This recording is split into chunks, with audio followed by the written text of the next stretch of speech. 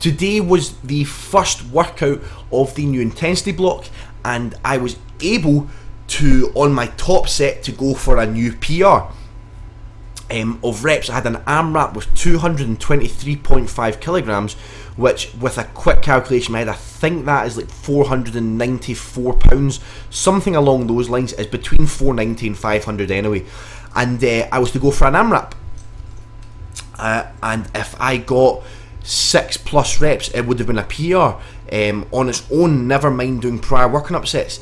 And the bar was actually feeling pretty good. It was feeling quite good. I've actually slightly lowered the positioning on my back with the bar. Literally it is like a 1/4 of an inch, but it is helping a lot. And one of the main things I'm noticing from implementing a really broken wrist, if you actually notice, my wrist is very broken. My wrist is very bent, you could say. I call it a broken wrist. In layman's terms, it means bent. And what that is doing is that is allowing me to literally take pretty much all pressure off my elbows. And if you've been following the channel for a while, you will know that one thing I have majorly suffered from is elbow tendonitis and lots of elbow pain. But since actually implementing this broken wrist position, my actual elbow pain has been completely reduced, almost to the point now where I actually have zero elbow pain from doing any form of pressing, any form of rowing, and even during squats I have got zero elbow pain. So if elbow pain is something you suffer from, try implementing the broken wrist positioning for your low bar squats, and it may be something that may help you out and start alleviating a lot of the pressure and pain within your elbows. Yeah, it was going to try and tell me how my life could be so much better if I could just find balance. If I could find balance in my life, and I could learn to love myself, and I could learn to be happy, and I could learn to switch on and off these things that I use as motivation to help me feel so heavy. Aside from that, he also started telling me how I don't love my girlfriend, how my parents don't love me, because you can't love someone who doesn't respect you back, or some bullshit like that. I'm trying not to remember it, to be honest with you, because it fucking pissed me off. Obviously I asked the guy how he knows all this shit, how he knows I would be a better lifter and stuff if I could find balance. And also, I have to take less supplements and not train as heavy if I want to be a better lifter. That's the other thing. So I asked this guy how he knows this shit, and he told me he reads lots of ebooks.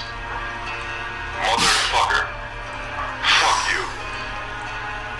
So I thought I would make a video discussing with you guys what exactly it takes for people to lift these weights, what I think it takes.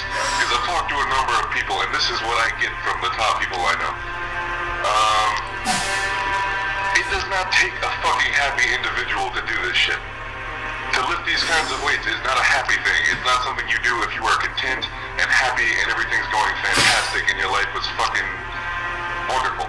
Okay? That's not what it is. Okay? You do not take drugs that fuck your body up for the rest of your life, that kill you young, that fucking make it so your hormones don't work anymore, that, you know, do all these fucking horrible things to your mind and shit because you're happy. You do not try and pick up 800 pounds and look like you're gonna fucking kill somebody before you do it because it's fucking great. You do not put yourself through.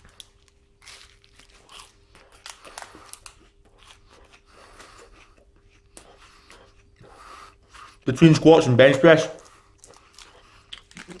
I like to sit and chew on some squares.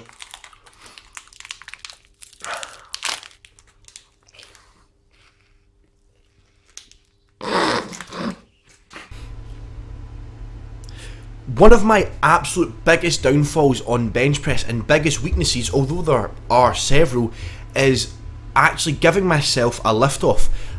Especially on this bench press, I honestly really struggle to give myself a lift off, almost to the point if I actually don't have a lift off on bench press, I really struggle to tend to hit the numbers set on the day. I really just can't ever get myself into proper positioning while allowing me to give myself a lift off. I just find it incredibly difficult and cannot do it. And it's just a combination from one, the bench I use isn't so great, it's not a great position the bar is in, and it's hard to give yourself a lift off, but also on top of that, I've just never actually done it before. So today, with not having a lift off, with Robbie not being there, with my brother not being there, it was difficult, but I actually managed to give myself a lift off and hit all my reps, which was very surprising, but it's something I think I'm going to be working on. And actually just moving forward is trying to just give myself more lift-offs, not relying on Robbie to give me it off. As you can see from the video, it is very difficult. And one thing as well you also may notice is my actual bench grip has been brought in considerably. Now my reasoning for this was I was programmed last week to work up to a 1 rep max on close grip bench press. So again, I worked up to a new 1 rep max, and after doing several working up sets, I worked up to a 147.5 kilogram bench press close grip with a 2-second pause, and it was easy, and that was with prior working up sets, and that is 7.5 kilos off my all-time 1 rep max bench press, competition grip bench press.